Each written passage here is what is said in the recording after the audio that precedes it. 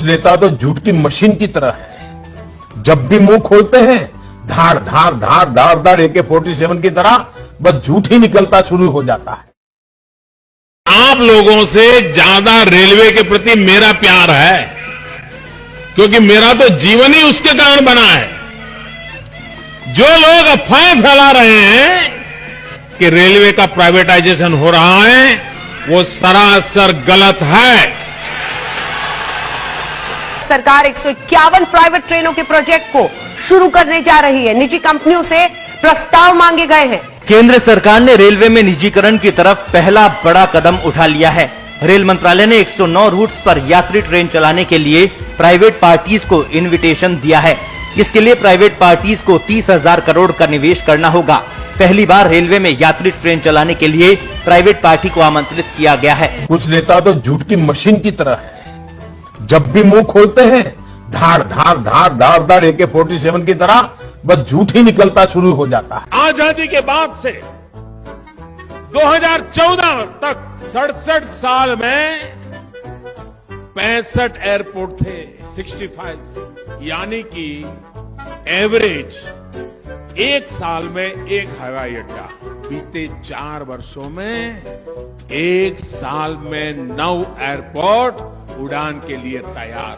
मोदी जी की सरकार में पिछले 4 साल में सिर्फ 4 नए एयरपोर्ट बने हैं। और ये बात हम हवाई ढंग से नहीं कह रहे हैं, खुद मोदी जी की सरकार की जो रिपोर्टें हैं उनके हवाले से कह रहे हैं। कुछ नेता तो झूठ की मशीन की तरह है।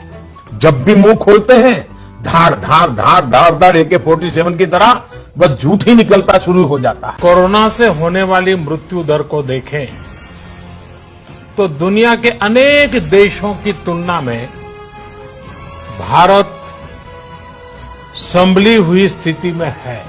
कोरोना संक्रमण से जुड़ी हुई देश में कोरोना मरीजों की संख्या 6,97,000 से ज्यादा हो गई है। एक दिन में कोरोना के 24,248 नए केस सामने आए हैं। संक्रमित मरीजों की संख्या के मामले में भारत रूस से आगे तीसरे नंबर पर आ गया है। एक्टिव मरीज 2,53,287 है, ठीक हुए 4,24,433। अब तक मौत 19,693 लोगों की हो चुकी है। एक दिन में ठीक हुए मरीजों की संख्या 15,350। कुछ नेता तो झूठ की मशीन की तरह है। जब भी मुंह खोलते हैं धार धार धार धार धार AK-47 की तरह बस झूठ ही निकलता शुरू हो जाता है। न वहां कोई हमारी सीमा में घुस आया है, न ही कोई घुसा हुआ है, न ही हमारी कोई पोस्ट किसी दूसरे के कब्जे में है। इस वक्त की बड़ी खबर का रुख करेंगे। LAC के पास गलवान घाटी में झड़प वाली जगह से चीनी सेना 1 किलोमीटर पीछे हट गई है। दोनों सेना बातचीत के बाद नई पोजीशन में आ गई है। बफर जोन बनाने पर सहमति हुई है। ये तय हुआ है कि इसका उल्लंघन दोनों पक्ष नहीं करेंगे।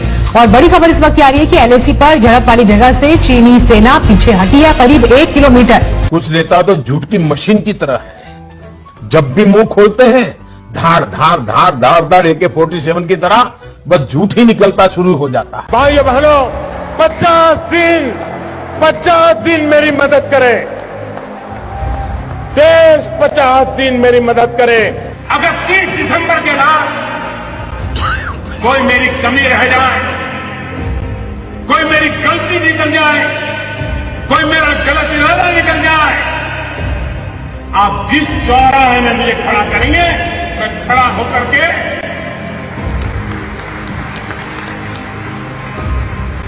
देश जो सजा करेगा वो सजा भुगतने के लिए तैयार। देश में काले धन को मिटाने के लिए नोटबंदी का फैसला लिया गया था, लेकिन काला धन समाप्त होना तो दूर, उल्टे देश की अर्थव्यवस्था ही चौपट हो गई। 70 साल सबसे खराब दौर से गुजर रही है अर्थव्यवस्था। इस दौरान ये राजीव कुमार ने कहा है, नीति आयोग के उपाध्यक्ष ने, कि 70 साल में सबसे खराब दौर से अर्थव्यवस्था गुजर रही है। नोटबंदी और GST के बाद ये तमाम असर देखने को मिल रहे हैं। कुछ नेता तो झूठ की मशीन की तरह है।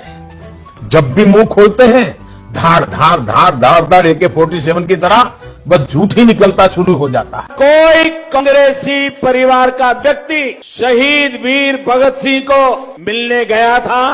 प्रधानमंत्री मोदी जी, आप गलत सवाल कर गए। जवाहरलाल नेहरू ने न सिर्फ लाहौर सेंट्रल जेल में भगत सिंह से मुलाकात की, बल्कि उन्होंने इसके बारे में लिखा भी। 1929 में जब भारतीय स्वतंत्रता संग्राम तेज हो रहा था, तो भगत सिंह और बटुकेश्वर दत्त ने अंग्रेजों का ध्यान आकर्षित करने के लिए दिल्ली के ब्रिटिश विधानसभा हॉल पर बम फेंका। वो इसके लिए गिरफ्तार किए गए और जेल भेजे गए। भगत सिंह ने जेल की स्थिति को बेहतर बनाने का मुद्दा उठाया और जेल में भूख हड़ताल शुरू की।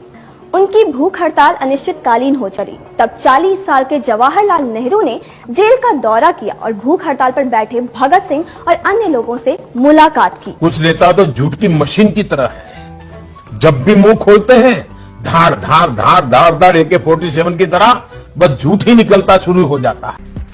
पाकिस्तान से युद्ध जीता जनरल थिमैया जी के नेतृत्व में, लेकिन उस पराक्रम के बाद कश्मीर को बचाने वाले जनरल थिमैया का उस समय के प्रधानमंत्री नेहरू और उस समय के रक्षा मंत्री कृष्णा मेनन ने बार बार अपमान किया था, और इसी के कारण जनरल थिमैया को अपने पद से सम्मान के खातिर इस्तीफा देना पड़ा था। 1948 में थिमैया इंडियन आर्मी के चीफ नहीं थे, एक ब्रिटिशर जनरल रॉय बुशर इस पोस्ट पर थे। थिमैया 1957 में आर्मी चीफ बने और इस पोस्ट पर 1961 तक रहे। जनरल थिमैया ने 1948 में ना तो रिजाइन किया और ना ही रेजिग्नेशन ऑफर किया, और ना ही नेहरू ने उनका कभी अपमान किया, बल्कि मोदी जी नेहरू ने तो 1948 में पाकिस्तानी रेडर्स को पीछे हटाने में थिमैया के रोल की तारीफ की थी। उनको लगता है कि झूठ से गाड़ी चल जाएगी। वो जमाना चला गया है, उनको पता नहीं है। आज लोगों को जानकारियां पाने का अनेक रास्ते मिल गए हैं। अब झूठ चलता नहीं है।